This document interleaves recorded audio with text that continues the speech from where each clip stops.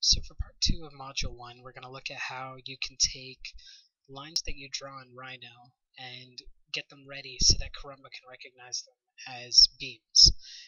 So we'll start with an empty Rhino file and just draw a generic rectangle and a couple of in-between members.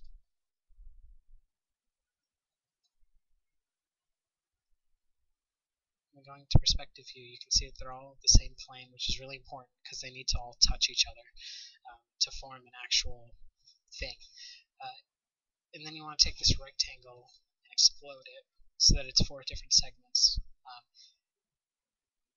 And I'll explain to you in a second why that's important. So type in Grasshopper to open Grasshopper. A really useful tool in Grasshopper is when you double click anywhere, it'll ask you for a keyword, and then you can type in the command you want. So I want the curve parameter. I'm going to right click it, set multiple curves, and choose all of these curves, and then spacebar.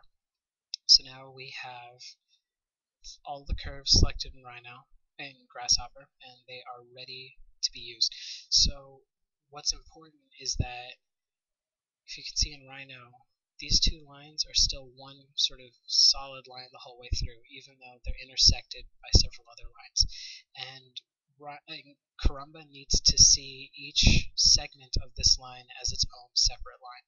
So using the provided shatter intersection, we can take those curves and now end up with a bunch of segments. And then we're going to explode those segments because we need the vertices, or the points at both ends, and the curves within the segments.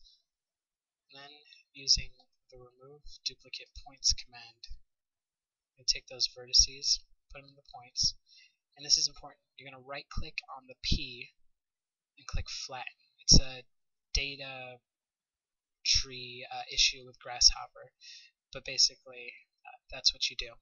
And then type in curve once again, take those segments into curves. So now we have a bunch of curves and we have a bunch of points, and we are ready for Karumba to use the lines that are drawn.